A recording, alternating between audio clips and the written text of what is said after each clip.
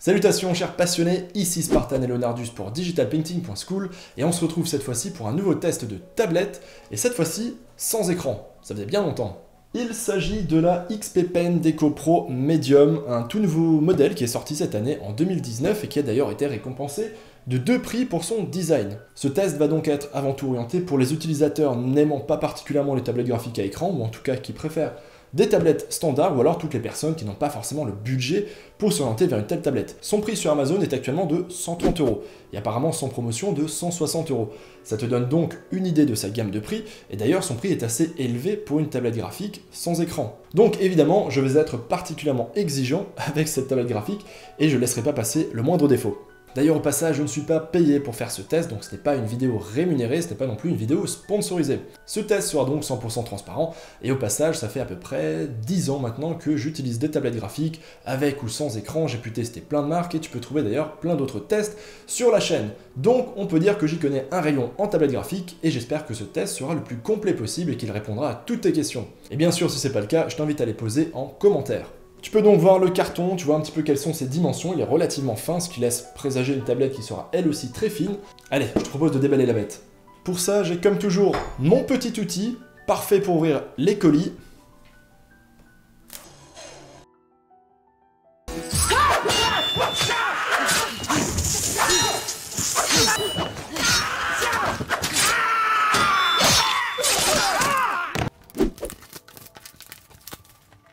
Une fois le carton ouvert, voici ce qu'on a sous les yeux. On a la tablette graphique à gauche, le stylet à droite. Ensuite, si on retire la tablette graphique, qui au passage est très légère, on a ceci en dessous. On a donc 2 petits cartons qui vont sûrement contenir des livrets, la garantie j'imagine, et puis des câbles, et également des connecteurs USB. Alors, voici la bête. Il y a encore un film plastique par-dessus protecteur. Et j'ai donc en main cette fameuse XP Pen Deco Pro de taille médium. Alors je dois le dire, je comprends pourquoi est-ce qu'elle a gagné ces 2 awards, ces 2 récompenses pour son design, parce qu'elle est tout simplement magnifique, c'est vraiment une super belle tablette. Donc la finition est vraiment impeccable, comme tu peux le voir, on est sur un design qui est vraiment extrêmement fin. On a sur le côté gauche 8 boutons programmables ainsi qu'une double roulette, donc c'est-à-dire qu'on a une roulette sur l'extérieur qui peut tourner de cette manière dans les 2 sens, et on a ici une surface tactile. Donc là, on a vraiment 2 fonctionnalités qui devraient permettre des possibilités en termes d'ergonomie plutôt sympas. Son design lui permet d'être utilisable autant par des droitiers que par des gauchers, comme pour la majorité des tablettes graphiques. De toute façon, il suffit simplement de la tenir de cette manière pour les droitiers et de l'inverser comme ça pour les gauchers. Ma première impression est vraiment excellente. Elle est super belle, elle est relativement légère, elle est très fine. Il y a des patins antidérapants en dessous. Et je t'avoue que j'ai qu'une seule envie là, c'est de la tester tout de suite. D'ailleurs, c'est intéressant de remarquer qu'on a ici une seule et unique prise, qui va donc servir de port USB autant que d'alimentation pour cette tablette graphique. Donc un seul câble à brancher qui est en USB-C. Voilà, donc ça c'est plutôt pratique et bien foutu, ça permet aussi d'être compatible avec absolument tous les appareils aujourd'hui. Et ici, petite nouveauté, cette tablette graphique est aussi compatible avec les smartphones Android. Donc ça c'est plutôt cool, on verra si j'arrive à tester ça plus tard. Ok, ensuite, ici nous avons la petite boîte d'XP Pen contenant le stylet. Donc là tu peux voir à quoi ressemble le stylet, je vais sûrement faire un petit zoom dessus après.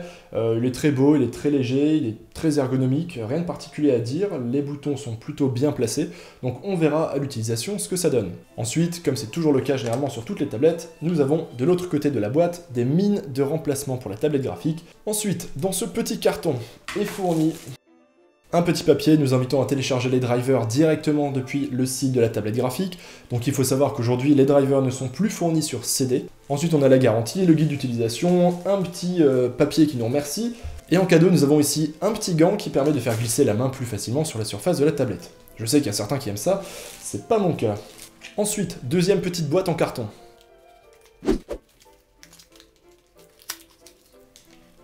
Là-dedans nous avons le câble USB-C avec sa sortie USB d'un côté, comme tu peux le voir, donc c'est ça qu'on va brancher soit sur le téléphone avec sûrement un des adaptateurs fournis, soit directement sur ton ordinateur.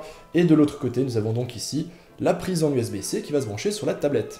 Et enfin, toute dernière chose qu'on peut trouver dans ce carton, c'est ceci. Ce sont donc 2 petits adaptateurs qui vont te permettre de brancher ta tablette graphique en USB de ce côté-là, et de l'autre côté, ils vont permettre de se brancher sur n'importe quel smartphone ou tablette.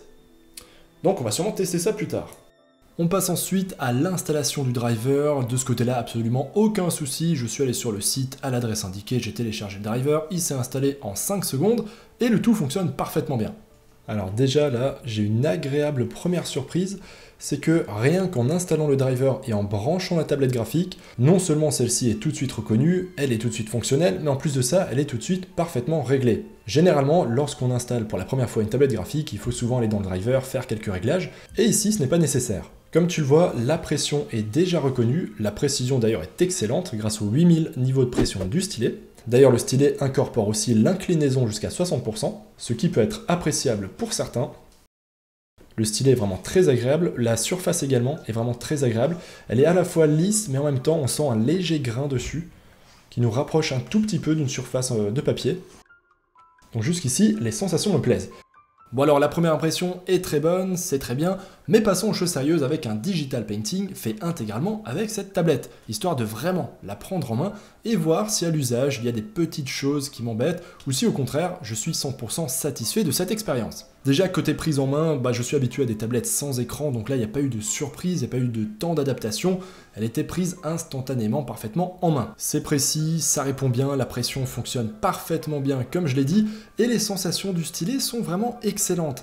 Sa prise en main est agréable, sa forme aussi. Les boutons répondent parfaitement bien, là où j'avais quelquefois des petits soucis sur certains raccourcis avec le bouton droit sur mon stylet Uyon par exemple. C'est un problème que je n'ai pas du tout avec cette tablette XP Pen. Donc là je suis vraiment hyper satisfait de ne plus avoir ce problème. Ensuite, la surface de cette tablette est vraiment très agréable, étant donné que ce n'est pas une tablette à écran, on n'est donc pas simplement sur du verre, il y a un léger revêtement dessus qui donne un petit peu de grain, histoire d'imiter un petit peu la texture du papier. C'est très subtil, mais j'ai trouvé ça vraiment très agréable en termes de sensation.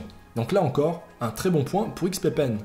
À part ça, je n'ai pas grand chose d'autre à dire sur cette tablette graphique, c'est une tablette sans écran, tout à fait classique, la roulette marche bien, le trackpad fonctionne aussi, les boutons programmables également, les sensations sont excellentes, la précision aussi, la pression de même. Si tu t'interroges sur le digital painting que je suis en train de faire, il est tout à fait d'actualité. En fait, il y a quelques jours, le trailer de Diablo 4 est sorti et je me suis pris une véritable claque. J'ai adoré ce trailer, d'ailleurs je t'invite à le regarder si tu ne l'as pas déjà fait, et j'étais super inspiré par ce concept, par ce personnage qu'on découvre à la fin. Donc j'ai décidé de le repeindre. Et au total, j'ai passé à peu près 3h30 sur cette image.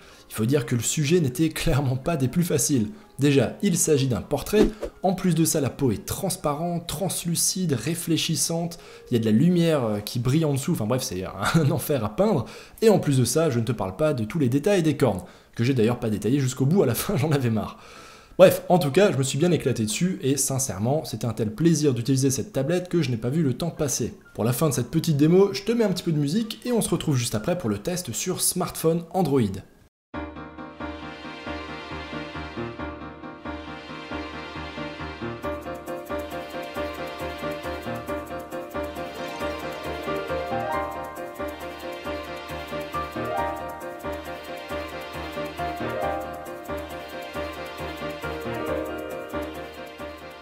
Bon, j'espère que le résultat final te plaît, moi je le redis, je me suis vraiment éclaté. Et donc pour conclure, les sensations de cette tablette sont excellentes, je n'ai vraiment rien à redire là-dessus. On passe maintenant à un test très rapide sur ses fonctionnalités sur Android, puisqu'apparemment ce nouveau modèle est capable de fonctionner sur tous les appareils Android, donc les tablettes comme les smartphones. Ça tombe bien, j'ai un smartphone Android de marque Samsung, alors autant essayer. Donc comme tu le vois, j'ai simplement branché le petit adaptateur dans mon téléphone, j'ai ensuite branché la tablette graphique par USB dans l'adaptateur, rien de sorcier et c'est parti.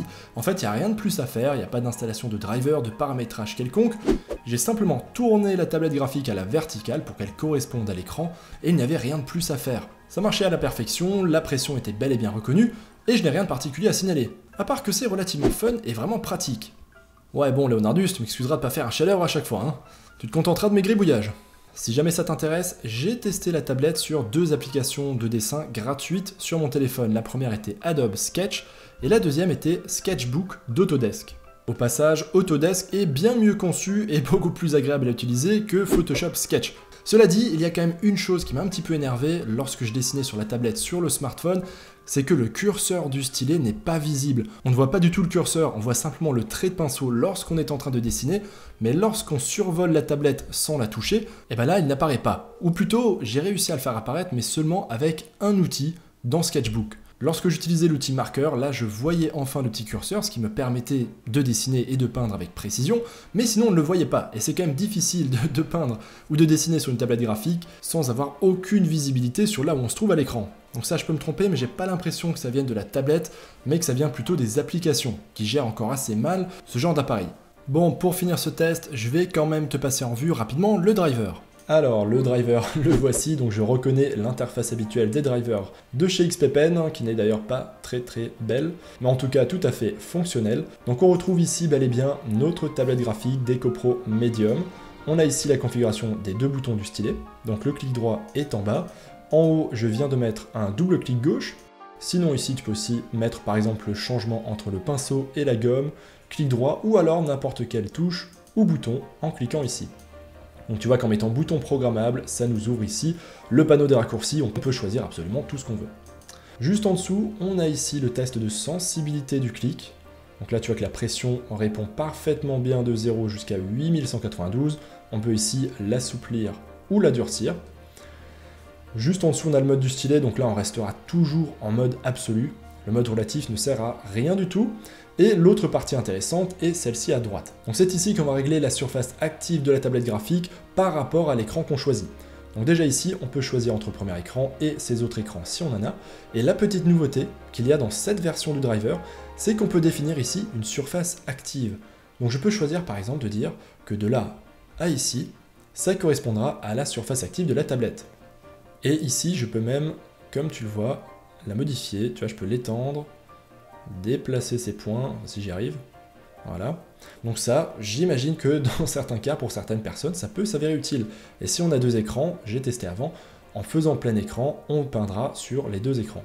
Ensuite, autre petite nouveauté dans le driver, c'est qu'on peut faire la même chose, non pas sur l'écran, mais sur la surface active. Donc là, on est par exemple en pleine surface, ça veut dire que 100% de la surface active est utilisée. Mais je peux aussi utiliser ici ratio d'affichage. Ainsi, la surface active, c'est adapté au ratio de mon écran, qui est ici par exemple en 21/9, donc il est un peu plus écrasé. Donc ça, peut-être que pour certains, ça pourrait être utile. Moi, je resterai en pleine surface pour ma part. Et enfin, ici, on peut définir la surface active. Donc, de cette manière, on peut carrément modifier quelle portion de la tablette on veut utiliser. Alors là, comme ça, je vois pas tout de suite d'application où ça pourrait être utile, mais en tout cas, l'option existe. Je remets pleine surface, je reste sur le premier écran. Et on est bon. Dernière chose pour les écrans, c'est ici la fonction entre 0,90 ou 180 qui peut s'avérer utile, notamment pour les gauchers. Donc si tu es gaucher, il suffit de mettre 180 degrés, de retourner sur ton bureau, ta tablette graphique elle aussi à 180 degrés, et tu pourras en profiter de la même manière qu'un droitier. Voilà. Ensuite ici, on a le panneau des raccourcis. Donc ici, on va retrouver nos oui. Donc ici, on va retrouver les 8 boutons programmables. On peut ici leur assigner la touche et le raccourci qu'on veut. Donc comme tu le vois, on retrouve cet écran. Donc là, je peux mettre toutes les combinaisons que je veux. Au passage à l'utilisation, les boutons sont vraiment très bien placés. J'ai les 4 doigts du haut qui accèdent parfaitement à ceux d'en haut et mon pouce qui va venir jouer sur ceux du bas. Ensuite, voyons voir la roulette. Donc là, c'est vraiment la partie qui bouge à l'extérieur de la roulette. Donc là, on peut, comme toujours, changer ses fonctions, donc faire scroller ou alors rajouter d'autres actions. On a ensuite le trackpad, donc là, c'est vraiment la surface au milieu. Donc là, par exemple, je suis en train de glisser mon doigt sur la surface de la roulette, donc justement sur ce fameux trackpad, et ça fonctionne parfaitement bien. Donc ça, par contre, c'est vraiment un petit plus super appréciable. Donc là, évidemment, on va le laisser en mode souris. Ensuite, on a contrôle ici qui permet de modifier la puissance du rétroéclairage de la tablette graphique. Donc il y a des petites lumières au niveau de la roulette, c'est le premier slider. Donc si je mets à 0, j'éteins la lumière, à 50, je l'allume, et à 100, je mets 100% de puissance, donc c'est encore plus lumineux. Et là, on a la même chose ici sur les lumières qui sont sur la surface active. Voilà, donc moi je vais laisser les deux à 50, comme ça c'est pas trop agressif, et ça reste plutôt sexy. Voilà pour le petit tour de configuration des touches. J'ai aussi fait le tour du driver et des réglages. Les deux dernières choses qu'il me reste à te montrer, ce sont celles-ci. Déjà ici, on a une petite case qui s'appelle Windows Ink. Donc si jamais un jour tu as un problème de tablette graphique, la première chose à tester sera de cocher ou de décocher cette case. Notamment si tu as des problèmes tels que la pression non reconnue. C'est simplement Windows qui est mal foutu et qui crée quelquefois des conflits avec les drivers ou avec les programmes. Et enfin, tout dernier point, comme sur tous les drivers de tablette graphique, tu as ici deux boutons qui vont te permettre d'exporter ta configuration ou de l'importer. Donc ça c'est vraiment pratique, par exemple si tu dois formater ton ordi, mais que tu n'as pas envie ensuite de reparamétrer intégralement tes raccourcis, ta tablette graphique, les boutons, il te suffira simplement de l'importer. Petite option pratique, voilà pour le tour du driver. Comme je l'ai dit, j'ai pas eu à changer grand chose, ça a tout de suite marché, à peine elle a été branchée. Donc là, très bon point pour XP Pen qui améliore l'expérience utilisateur. Ouais, effectivement Leonardus, c'est pas très cool de t'avoir laissé ça sous les yeux pendant tout ce temps, hein. Je suis désolé s'ils ont un petit peu saigné, c'est ma faute, je vais supprimer tout ça tout de suite. Ça y est, il est venu l'heure de conclure ce test. Alors pour ce qui est des points positifs, je pense que j'en ai largement assez parlé, j'ai assez fait l'éloge de cette tablette graphique, que ce soit le stylet, que ce soit les sensations de dessin, de peinture, que ce soit les boutons programmables ou même la petite molette tactile que je trouve vraiment très efficace. Oh, you touch my tra-la-la. En plus de ça, comme je l'ai dit, son design est vraiment pour la peine magnifique.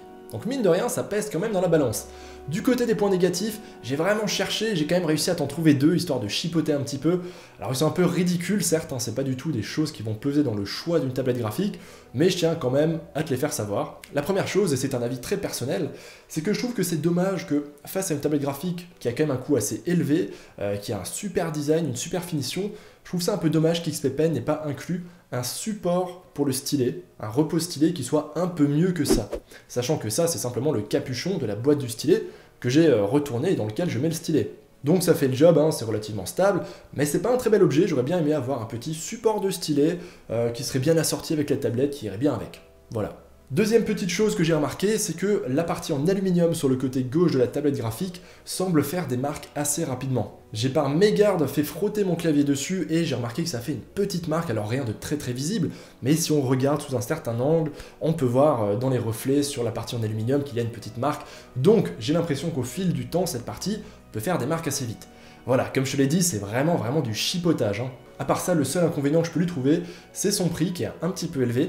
Donc pour rappel, sur Amazon, je l'ai vu à 160 €, actuellement en promotion et donc seulement à 130 € au moment où j'enregistre cette vidéo. D'ailleurs au passage, je te rappelle que le lien est en description de la vidéo, je t'invite à jeter un œil si tu le souhaites. Alors si jamais tu me demandes si je recommande cette tablette graphique suite à ce test, si j'en suis convaincu, et rien qu'au titre de cette vidéo, je pense que tu l'as compris, elle m'a complètement conquis. Et pour moi, c'est même la meilleure tablette graphique que j'ai pu tester. En tout cas en tablette sans écran. Je pense très sincèrement que toutes les marques concurrentes vont avoir du mal à déloger cette XP Pen Deco Pro M. D'ailleurs, histoire que tu saches, même une fois que j'ai terminé ce Digital Painting pour le test, j'ai continué à utiliser cette tablette plusieurs jours après. Et j'en suis tellement satisfait qu'elle va remplacer mon autre tablette. Je vais maintenant garder celle-ci comme tablette principale. C'est bon Leonardus, j'y arrive.